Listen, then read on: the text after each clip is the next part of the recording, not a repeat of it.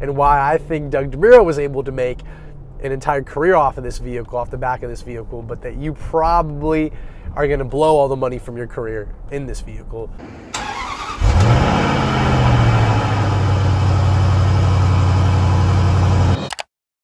All right, so we are sitting here in LA on a rainy day in a Range Rover, a vehicle that was built for this exact intent. And a little over a year ago, I did a video where I reviewed and kind of discussed why you maybe should buy a used Range Rover. In that particular case, I had a 2014 Range Rover that was a 4th gen Range Rover, full size with the 6-cylinder supercharged. Well, now they're turbocharged, but a 6-cylinder motor, so the HSE trim. And you know, I kind of believe that Range Rovers in general get a bad rep for being really unreliable, and you should never buy a used Range Rover. You should only get a new Range Rover. But I would argue that in today's market, you would actually probably like to maybe pick up a lightly used, good condition Range Rover over, say, a brand new one with a 5, 10, 15, sometimes even a $20,000 markup in today's current market. You could probably save yourself quite a bit of coin by picking up a 2018, 2019, you know, certified pre-owned example. But with all of that said, maybe not this old. And so it's a rainy day again, as I said. It's fun being in a Range Rover in general. Whenever conditions are like this, you don't want to be in a sporty car. It's few and far in between that LA weather is like this, but it is a perfect day to be sitting nice and high in a Range. The thing is, this is a 3rd gen Range Rover. Now, this is a 2012 full-size Range Rover, and this happens to also be the supercharged variant, so kind of the highest trim Range Rover money could buy in 2012, which is just about 10 years ago now.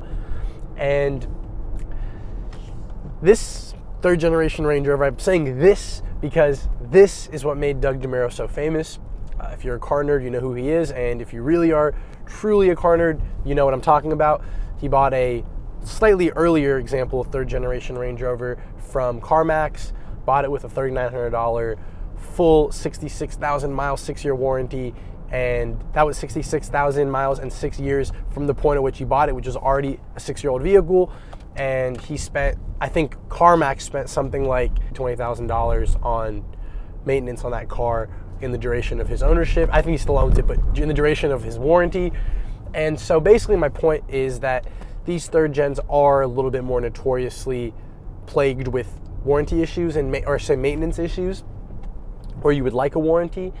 Again, not as much the case with these latest gen Ranges, and obviously the 4th gen has just now come to a close. There's the all new 5th gen, probably soon going to be hitting dealer lots, maybe the next 3, 4, 5 months. So as we're moving towards the 5th gen, the 4th gen Ranges are, you know, they're decent. You know, I wouldn't say you want a 2013, 2014 extremely high mileage beat up Range, but if you're finding yourself being able to maybe afford a 2016, 2017 example, factoring in that you will have to do some maintenance as you will with any luxury car that's 5, 6, 7 years old, it's a great vehicle.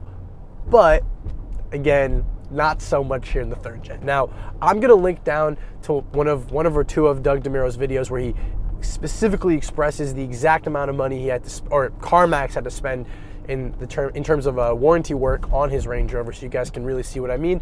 But I kind of wanted to explain how I feel about this particular vehicle, and that's it. So the looks are fantastic. I love how this Range Rover looks. It's the quintessential boxy truck, luxury truck, I should say, look. And in a lot of ways, in my opinion, alongside the G-Wagon, this is the, you know, forefather, founding father, whatever you want to call it, of luxury SUVs. Now, what I mean by that is it's a big SUV, has a strong towing capacity, I think somewhere around 7,500 pounds. It's actually 7,700 pounds of towing capacity this has, specifically with this 5-liter supercharged V8, which we'll get into in a moment, but it feels exceptionally luxurious on the inside. Now, this particular example has just a hair over 50,000 miles, so really very few mileage for a vehicle that's about to be 10 years old, or very little mileage, and despite that, it still had a lot of issues, which we'll get into as well. But the point is, I mean, this particular example just feels so nice here on the inside. The entire dash is leather. Although there's a bit of scratchier plastic here on the door cards, you have, like I said, that leather there, leather here. You have a fridge on the inside, I believe. Do you have a fridge, actually? Okay, you do not have a fridge, but you have leather all over the place. You have nice wood. You have a Harman Kardon audio system. And the essence of this vehicle is very truck-like. You have a large greenhouse, very boxy, very flat windows, more similar to a G-Wagon, more similar to even a Jeep than your newest Range Rovers are gonna feel. They're gonna feel a lot more car-like, which is probably a good thing in the long term, or in the long run, but this feels more special, this feels more truck-like, and it draws a bit more of that kind of affection toward, you know, from within you. The mirrors are massive squares. Again, it just has that classic truck look and feel. What's really cool about this truck is that it has a digital gauge cluster, which has got to be one of the earlier examples. I know Mercedes-Benz was throwing them in the CLs and S-classes maybe back in like 2008 or 9, but this is certainly one of the earlier examples of a digital dash, if you will. Shout out to Drake and Future. It's definitely a nice vehicle to spend some time in. I just wish it had a fridge. Let's do a mandatory and quick little tall boy test.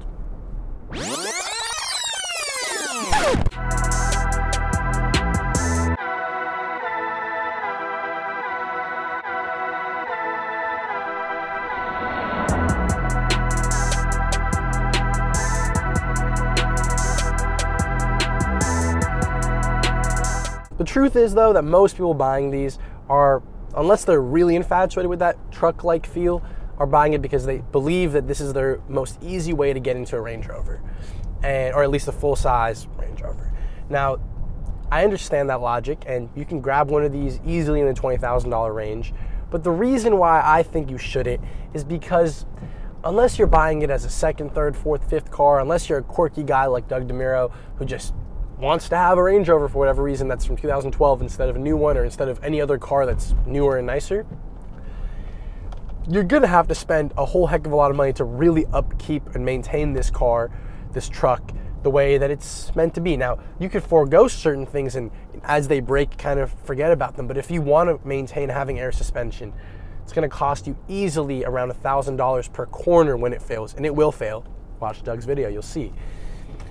The deploying running boards, the power running boards, they don't work. They kind of work on one side, they don't work on the other side. You gotta just shut them off. Now again, you could just forego using them, shut them off, as we've done in this vehicle, but it's a feature you're missing suddenly. It doesn't make this so luxurious as compared to a brand new $40,000 car, or even a slightly used $40,000 car.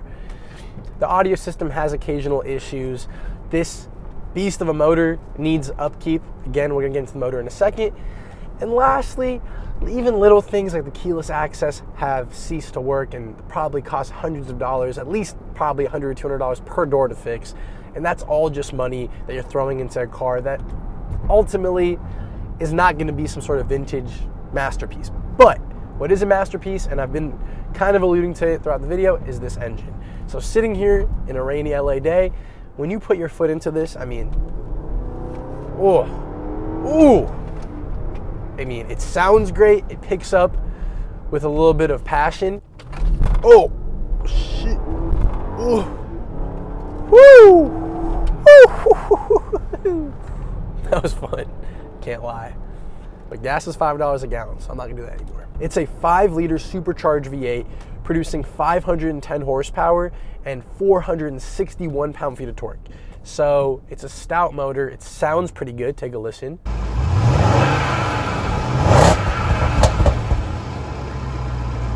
And most importantly, again, it feels powerful. The fact that this truck, which feels like a truck, a luxurious truck, can tow a lot, it's a nice vehicle. And I could totally imagine that someone roughly 10 years ago, even prior when these were still relevant and new, between 2005 or 6 and 2012, would have scooped one of these up and towed their boat with it, would have gone on trips with it, would have packed the whole family in here and had no problems, no issues, aside from all the maintenance, of course. But the fact of the matter is that today buying one of these probably isn't your wisest bet, unless, just like Doug Demuro, you want to get swaggy with it, you want to have a cool, maybe hopefully one day vintage truck. I doubt it, but I can't predict the future. It's really a pleasant vehicle to spend time in, but probably not a smart place to park your money. So that's kind of where I sit on the 3rd gen Range Rover, and why I think Doug Demuro was able to make an entire career off of this vehicle, off the back of this vehicle, but that you probably are gonna blow all the money from your career in this vehicle. Wouldn't recommend it. Stick to a newer Range Rover or stick to other vehicles. A great example would be a Lexus LX, which I've done a video on and I'll link in the description box below. It's a very similar vehicle, albeit even older, or a Land Cruiser, or a whole slew of other vehicles that may not feel quite as luxurious, although are going to be a lot more reliable and dependable. And lastly, if there's one thing I can attest to, is that most newer vehicles just feel nice in general. A new Jeep is going to feel pretty nice. A new Ford Bronco is going to feel decent, and they're that much more rugged, that much more reliable and capable, even off-road if that's something you want. This is a bit antiquated, albeit, again, very cool. So enough ranting on my part. Just wanted to have a fun little video, something different. Hopefully I can get some exterior shots of the car despite the rain. Hope you guys have enjoyed something a little different, a little follow-up to my Range Rover, should you buy, use Range Rover video.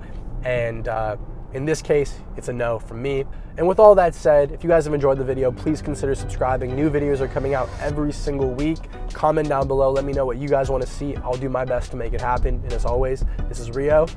Peace out. There's just something so satisfying about being in this slightly gloomy weather in a Range Rover. I kind of feel like Jeremy Clarkson meets Elton John meets Tom Holland.